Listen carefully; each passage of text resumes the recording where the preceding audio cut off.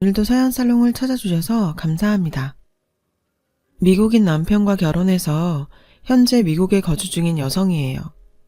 미군인 제 남편은 텍사스 시골에 있는 군부대에서 복무 중이에요.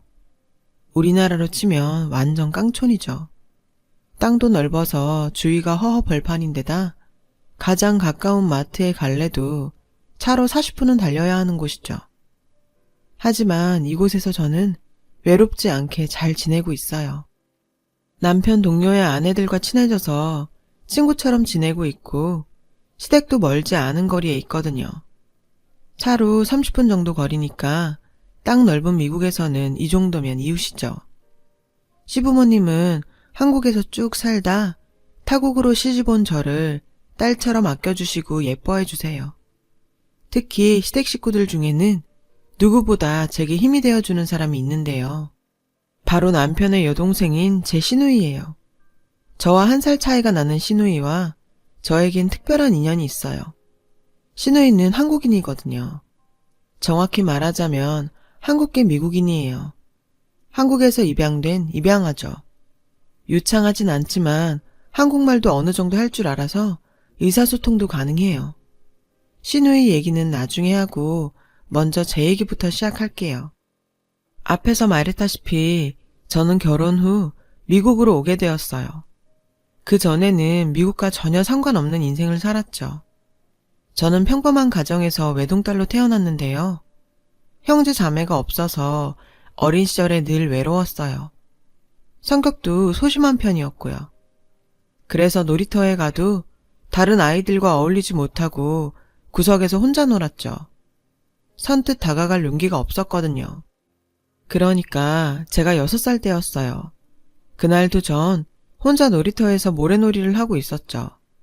그런데 어떤 남자애들이 와서 제 모래놀이 삽과 그릇들을 뺏어가지 뭐예요. 저는 당황해서 어쩌지도 못하고 돌려달라고 조그맣게 말했어요. 그 애들은 그런 절 놀리기만 했죠. 당황한 저는 울먹이기 시작했어요. 그때 뒤에서 누군가 소리쳤죠. 야, 어디 남의 걸 뺏어가? 니들이 도둑이야? 경찰에 신고한다. 누군가 하고 돌아봤더니 저희 동네에 사는 언니더라고요. 절 괴롭힌 아이들을 향해 휴대폰을 들고 소리치고 있었죠.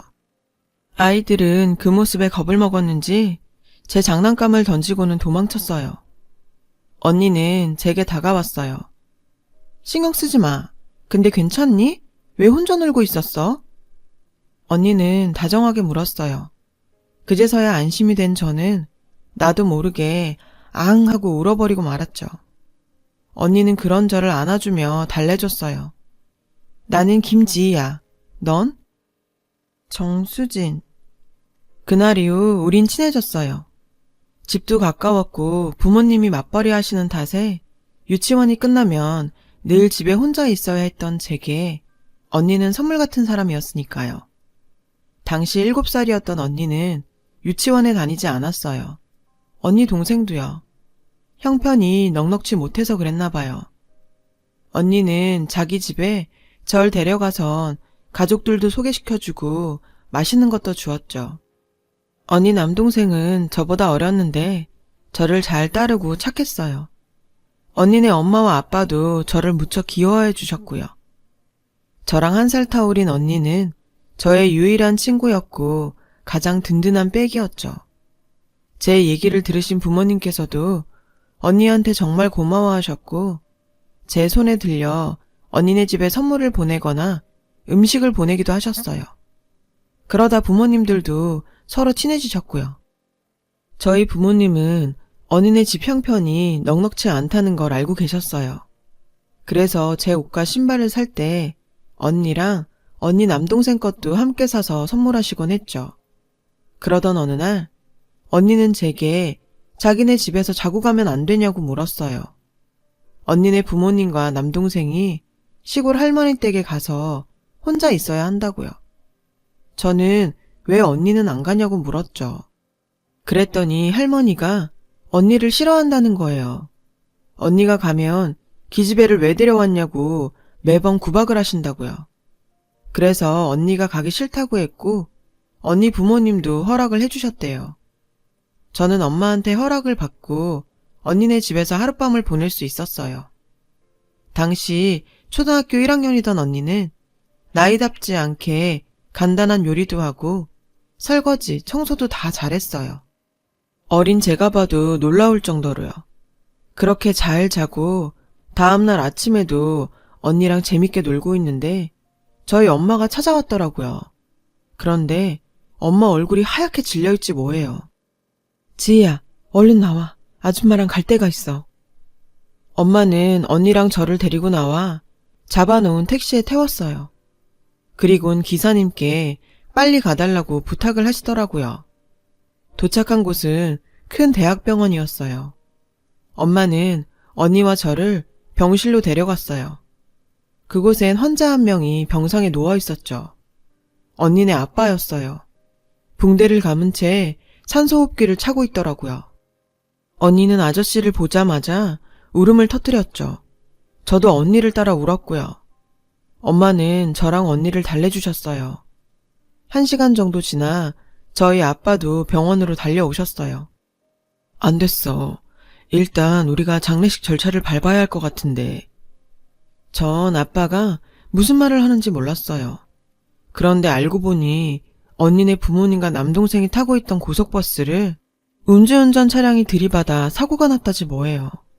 고속버스 승객들 중에는 중상자와 사망자가 많이 나왔는데 사망자 중에 언니네 엄마와 남동생이 있었던 거죠. 다행히 언니네 아빠는 운 좋게 목숨은 건지셨지만 다리를 많이 다쳤대요.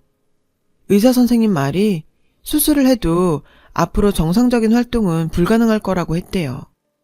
저희 부모님은 꼼짝 못하시는 아저씨 대신 언니네 엄마와 남동생 장례식을 치러주셨어요. 그런데 조문객도 별로 없어서 적막하던 장례식장에 소동이 일어났어요. 언니네 할머니가 오셔선 언니네 엄마 영정사진에 사태질까지 하며 고래고래 소리를 지르셨거든요. 전현이 내 아들을 병신 만들고 귀한 손자까지 데려갔다고요. 그리고는 언니를 보시곤 왜 너만 살아남았냐고, 쓸모없는 년이 살아남았다고 달려드시는 걸 저희 아빠가 막으셨어요. 지금 생각해도 정말 말도 안 되는 소리였죠. 그렇게 하루아침에 가족을 잃은 언니와 아저씨는 혼이 나간 사람 같았어요. 아저씨는 보험으로 병원비는 해결이 되었지만 다리가 그렇게 되셔서 배달 일도 그만두셔야 했습니다. 생활은 가능했지만 아저씨는 한동안 술만 드셨어요. 언니는 그 와중에도 꿋꿋하게 학교를 다녔고요. 언니는 저희 엄마가 보살펴 주셨는데요. 가끔 아저씨가 술을 많이 드시면 언니가 저희 집에 전화를 했어요.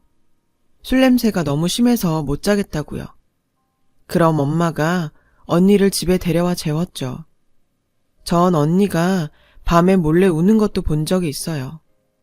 그렇게 2년쯤 지난 어느 날이었어요. 집에서 숙제를 하고 있는데 언니가 찾아왔더라고요.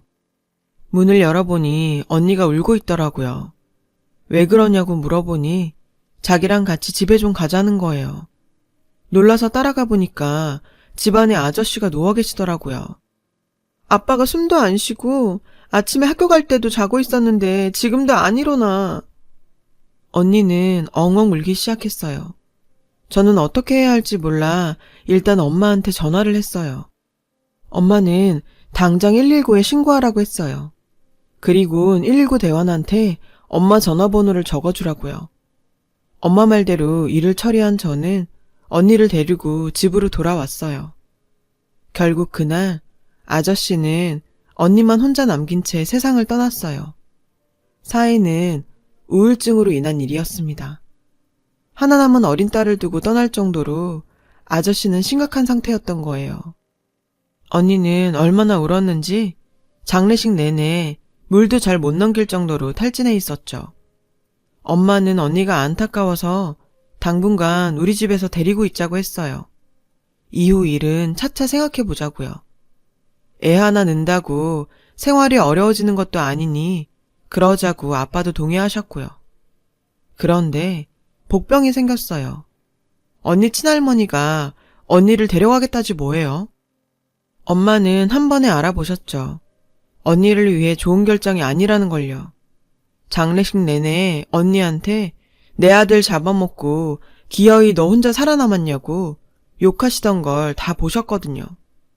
할머니한테 가면 언니가 힘들어질 게 불보듯 뻔했죠. 하지만 저희 부모님은 힘이 없었어요. 친가족도 친척도 아닌 그저 이웃집 아줌마 아저씨일 뿐이었으니까요. 할머니 쪽에서 친권을 주장하고 키우겠다고 나섰으니 법적으로도 권한은 할머니 쪽에 있었어요. 언니는 결국 장례식이 끝나고 일주일 뒤 할머니 집으로 가게 됐어요. 떠나던 날 아침 언니는 여느 때처럼 우리 식구와 함께 밥을 먹었어요. 하지만 누구도 음식을 삼킬 수 없었죠. 급기야 언니와 저는 부둥켜 안고 울었어요. 가지 말라고, 같이 살자고요. 엄마는 10살밖에 안 된 애가 무슨 죄가 있다고 이렇게 고된 인생을 살아야 하느냐며 눈물을 훔치셨죠. 잠시 뒤 언니네 삼촌이 언니를 데리러 왔어요. 아빠는 언니네 삼촌을 보곤 걱정을 하셨죠. 인상을 보니 어린 언니한테 무슨 짓이라도 저지를 것 같다고요. 그렇게 언니는 삼촌 손에 이끌려 시골 할머니 댁으로 가고 말았어요. 다행히 엄마가 삼촌의 연락처를 받아 나온 덕에 그 후로도 언니와 전 가끔 통화를 할 수 있었어요. 수화기 너머로 들리는 언니 목소리는 늘 어둡고 우울했죠. 가끔은 울기도 했어요. 보고 싶다고요. 엄마 아빠도 그런 언니를 안타까워하셨지만 어쩔 도리가 없었죠. 그렇게 반년 정도 언니와 전 연락을 하며 지냈어요. 그러다 겨울방학이 되었고 엄마가 언니를 보러 가자고 하셨죠. 그래서 언니 집에 전화를 했는데 삼촌이 받더라고요. 엄마는 가능하다면 언니를 데리고 같이 놀러 가고 싶다고 했어요. 그랬더니 글쎄, 걔 여기 없어요. 이러지 뭐예요. 엄마는 깜짝 놀라서 그게 무슨 소리냐고 되물었죠. 아, 저도 몰라요. 어머니가 어디로 보낸 것 같은데 기집애라고 구박하는 건 알았지만 저한테도 말 안 하고 어디로 보내버릴 줄 알았겠어요. 저는 잘못 없어요. 그 삼촌은 자기한테 화살이 돌아올까봐 무서웠던 건지 변명만 해댔고 엄마는 당장 그곳 주소를 말하라고 윽박질렀어요. 결국 우리 식구는 언니네 할머니 집으로 내려갔죠. 언니 할머니란 사람은 정말 인간이 맞나 싶을 정도로 뻔뻔했어요. 우리 부모님이 언니를 어디로 보냈냐고 따지니 버럭 화를 내지 뭐예요. 내가 내 손녀 알아서 한 걸 남한테 꼬치꼬치 다 보고해야 되는 거요? 우리 집 꼴을 좀 봐요. 댁들은 먹고 싶은 거 다 먹고 배에 기름칠 하는 사람들일지 몰라도 우리 집은 입 하나라도 더 줄여야 돼. 걔한테도 더 좋은 데로 보낸 거요. 내 아들의 장손까지 죽인 년한텐 겉도 과분하지. 암 그렇고 말고. 엄마는 화가 나서 그게 왜 지희 잘못이냐고 그 어린애가 무슨 잘못이 있어서 그렇게 구박하냐고 따졌어요. 그리고는 언니를 어디로 보냈는지 당장 말하라고 소리쳤죠. 엄마가 계속 추궁하자 할머니는 갑자기 집 안으로 들어가더니 소금을 한 바가지 퍼다가 우리 가족을 향해 뿌리더군요. 아빠가 재빨리 절 감싸서 저는 맞지 않았지만 정말 무서웠어요. 할머니는 당장 떠나지 않으면 경찰을 부르겠다고 으름장을 놓았죠. 수진이도 있는데 그만하자. 다른 방법을 찾아보자고. 아빠는 엄마를 말렸어요. 결국 우리 가족은 언니의 행방을 알지도 못한 채 그렇게 집으로 돌아와야 했어요. 엄마와 저는 그 후로도 언니네 집에 연락해서 언니를 찾으려고 노력했지만 돌아오는 건 욕설과 폭언뿐이었죠. 그때마다 전 언니가 불쌍해 울먹였고 그런절 엄마는 따뜻하게 달래주었어요. 수진아, 열심히 살다 보면 꼭 다시 만날 수 있을 거야. 그러니 너무 마음 아파하지 마. 그 후로도 전 언니에 대한 기억을 떨치기 힘들었어요. 꿈에 언니가 나오기라도 하면 더 그랬죠. 다만 시간이 흘러감에 따라 조금씩 언니를 떠올리는 날이 줄어들긴 했어요. 시간이 흘러 저는 대학에 진학했고 평범한 대학 생활을 보내고 졸업학기를 맞았죠. 취업전쟁에 끼어들어 치열한 경쟁을 벌인 저는 다행히 전공을 살려 외국계 기업에 입사할 수 있었어요. 직업상 외국인들을 많이 만났고 해외 출장도 많이 다녔어요. 그러다 지금의 남편을 만나게 되었죠. 입사한 초기 저희 회사에 선한 인상의 외국인 사원이 있었는데요. 바로 제 사수였죠. 파란 눈동자가 예쁜 사람이었어요. 늘 웃으며 친절하게 업무 지도를 해주셨죠. 하지만 제가 입사하고 1년 반쯤 지나 미국 지사로 돌아가 버렸어요.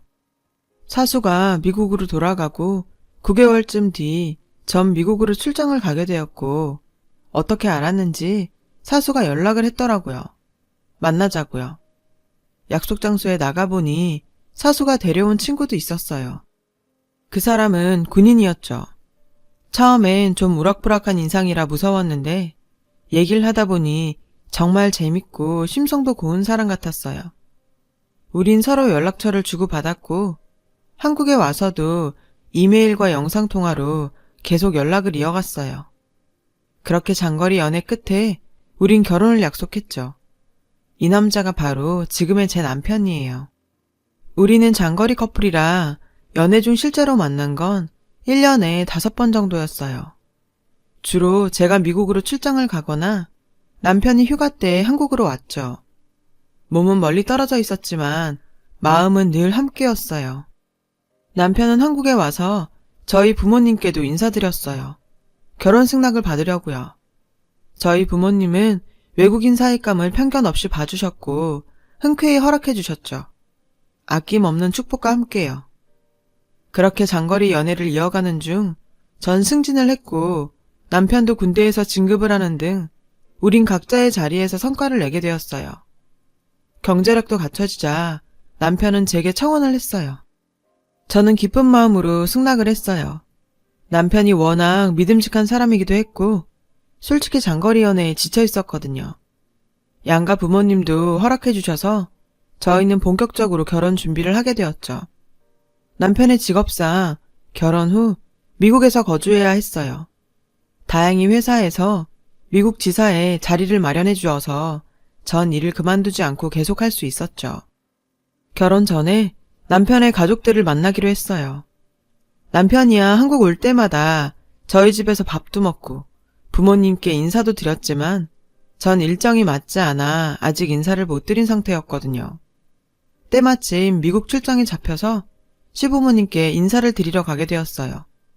차를 타고 남편과 함께 본가로 가는 동안 남편은 자기 여동생에 대한 얘기를 했죠. 솔직히 전 시부모님을 만나면 뭐라고 해야 할지 입속으로 연습을 하느라 남편의 말을 귓등으로도 안 들었어요. 남편은 몰랐겠지만 말이에요. 그러는 사이 본가에 도착했죠. 예쁜 2층 집이었어요. 현관문을 여니 시부모님께서 나와 저를 맞아주셨어요.